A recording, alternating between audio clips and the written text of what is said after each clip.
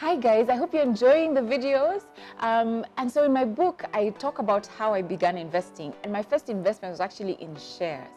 And so today we'll be looking at the history of the Nairobi Securities Exchange. It's a very interesting story. There's actually things I didn't know. I mean, I've been working here for 12, 14 years, and there's things I didn't know that I found out when interviewing David. And so please stay tuned, subscribe, and listen to this amazing story.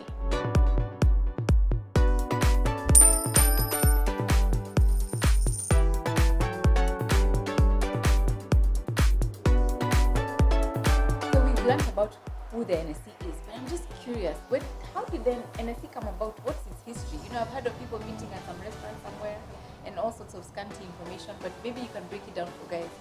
Where did the exchange, particularly the Nairobi Securities Exchange, start? All right. Okay, thank you so much. I think for us, our history, we are older than 60 years old, and actually even before that. So the NSE began as an idea when we had the British occupying Kenya, and they thought, we have the London Stock Exchange, can we have a satellite exchange here within Kenya? And there were different companies that they wanted also to trade. So they got in touch with London Stock Exchange, and it was decided that we'd actually have an exchange started here, but it was to be a satellite exchange of London Stock Exchange.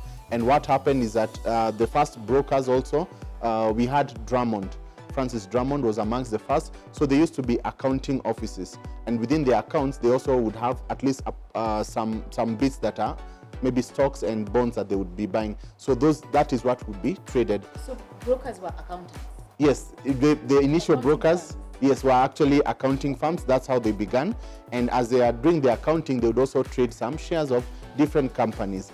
So when they started that, they started formalizing people trading. So it used to be more of a call over platform, where not a platform, but rather they would actually meet for coffee. Maybe some of the owners would meet at Stanley. There's the exchange bar, and at the exchange bar they would actually be able to discuss and maybe trade in shares. So that's how we began. Is that how the exchange bar got its name?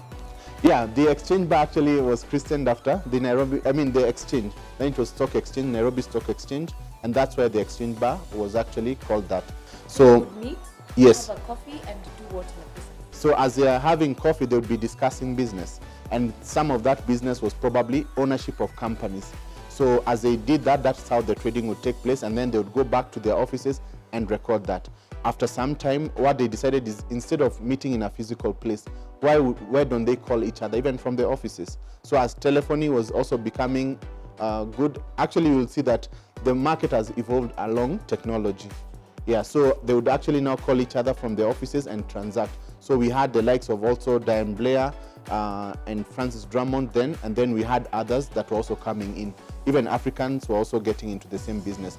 Then from there, it was decided that why don't we stop calling each other? Why don't we get a place where we can all meet? And that's where we had the pit. It's actually called a trading pit.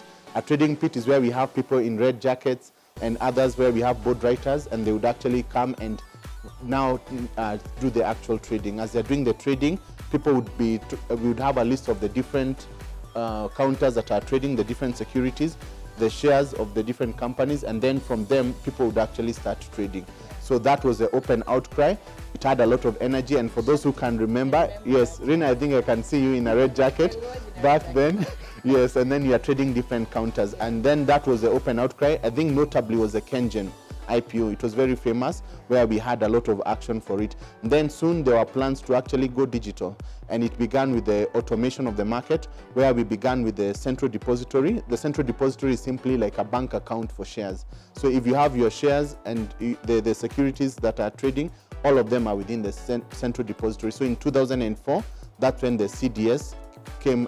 2003, it was by an act of parliament it was created, and in 2004 we actually had them in place, and people could have bank account for shares. People would still come at the NSE, the trading floor, where we had the action of the open outcry, and then soon after that we actually had now the automation. In 2006 September, we started trading electronically, and the growth of the market has been phenomenal, because for the first time we were able to trade up to $1 billion a billion worth of shares within a particular trading session. And before that, maybe to just give guys context, before that when we did a billion, Yes. what on average was the trading volume? So then we used to go around even maybe 200, maybe 200,000. But after that, with the automation, because of efficiency, and it wasn't just simply the fact that you've automated, it's also the efficiency that it brings. So there's efficiency. We cut down on a lot of hard processes. Before that, when you traded some shares, you'd wait up to 15 days. Before that, up to a month before you actually get your shares. And then it used to be share certificates. But now when it is automated, it was much easier and much faster to trade. And then also the investors, international investors also got interested because it would inspire confidence that you wouldn't have to worry about how your trades are. You can actually be able to follow.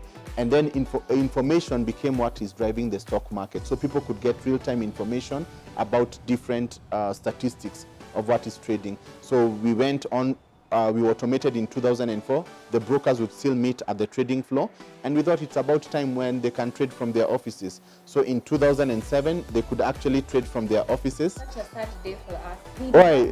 Together with the Yes. we were all seated, exchanging, we'd go into corners and talk. And I remember we were not allowed to talk to each other because Yes. it's like you're coming together to collude. Yeah, yeah. Yeah. But we didn't mind the fact that we're not talking to each other, but just being together after Yes. being shouted for so long. Yeah, that Now was you're really sitting on your cozy. desks and keying in transactions. Yes. And suddenly you have to go to your own offices. And Yes. you're seeing other traders. It was quite that change was a bit difficult for us. Yeah, but also it was to extend the reach. And So, so that we can have more trades. You can actually have a dealing room with many traders because the floor could only accommodate at most 2 people.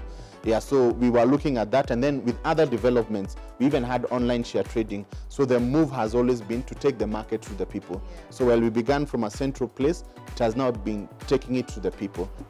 Yeah, interesting.